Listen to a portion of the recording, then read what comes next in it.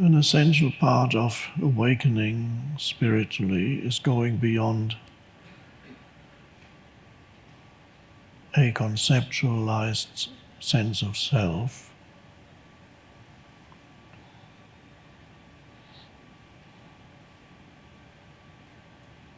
and living in a conceptual reality. And of course, all that implies being identified with thinking, because concepts are thoughts.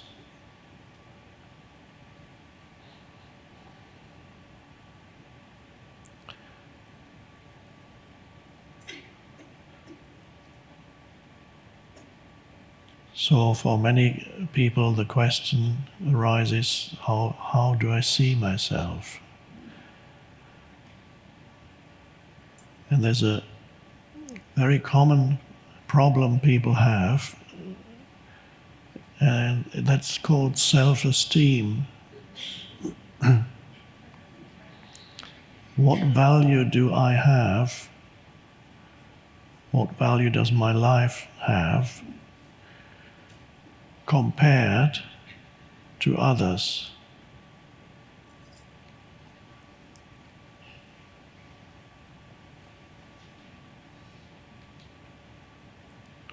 Some years ago, the Dalai Lama was asked by somebody about self-esteem, and he didn't understand the word self-esteem.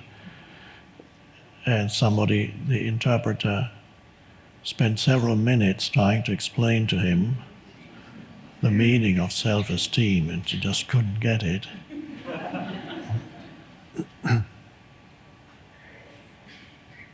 Now, of course, you might say, well, if I were the Dalai Lama, I wouldn't have a problem with self-esteem either. But that's not it.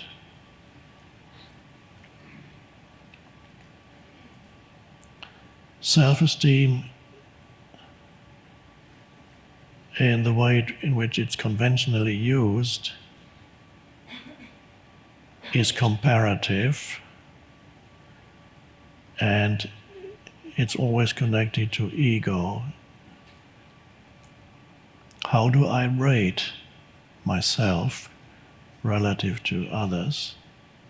Either in achievement, worldly achievement,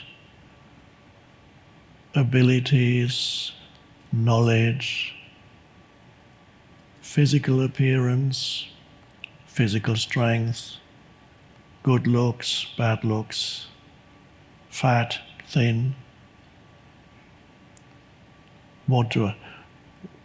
And usually it's related to what you have, possessions, what you can do, abilities, what you know, knowledge,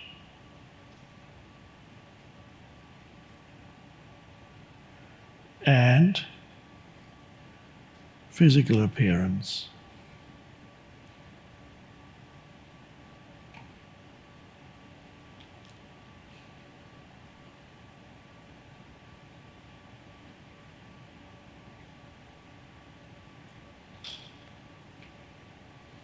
And that's an interesting thing when you look at your life from that point of view. There's always a sense of unease, because there are always others who are better at least some of these than you are, and then there are others who are worse. I would suggest that the only healthy self-esteem is a self-esteem that is derived from a deeper place than any of those things that usually make up a person's self-esteem. How you look, what you can do, your knowledge or your abilities, or even weird things like who you know.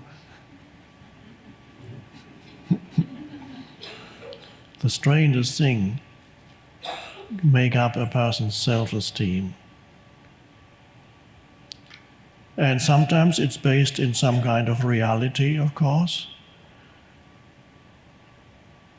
And in many other cases, it's a total fiction. But the ego needs that. So if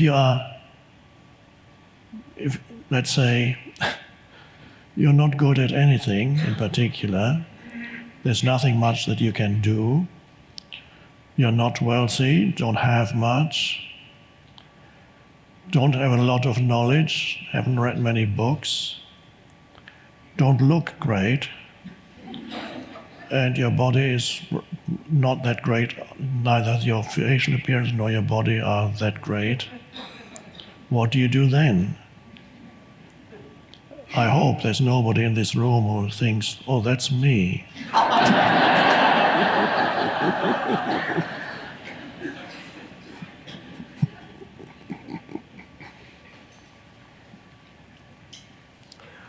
Usually, first of all, the ego would create a certain narrative to compensate for that feeling of inferiority in an attempt to create some sense, at least in one area, of superiority.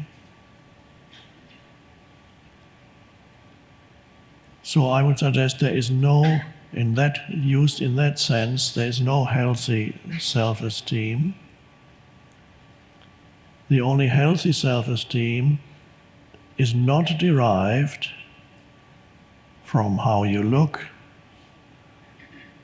or how physically strong you are, or your abilities in whatever area, or your possessions, or the knowledge that you have acquired, or any other things, your family background.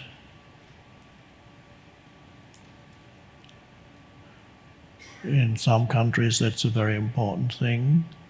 Who is your family? Your grandfather, your great-grandfather. They have that sense, and that determines their self-esteem. In the West, especially in the New World, North America, maybe South America too, Central America, that sense of family history is not as strong. But if you go to Europe, there are still quite a few people who have very high self-esteem, and that's derived from the existence of their ancestors. They've never done anything, but their ancestors did.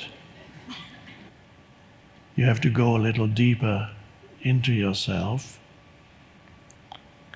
And true self-esteem is not comparative.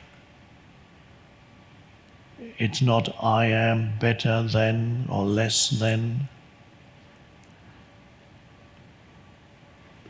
Quite simply, that sense of value, of worthiness, is derived from that deeper place of, quite simply, your presence, the presence of you, the presence of consciousness. If you can sense that presence of you, you don't need to compare yourself anymore to anybody else. You know that that is who you are in your essence.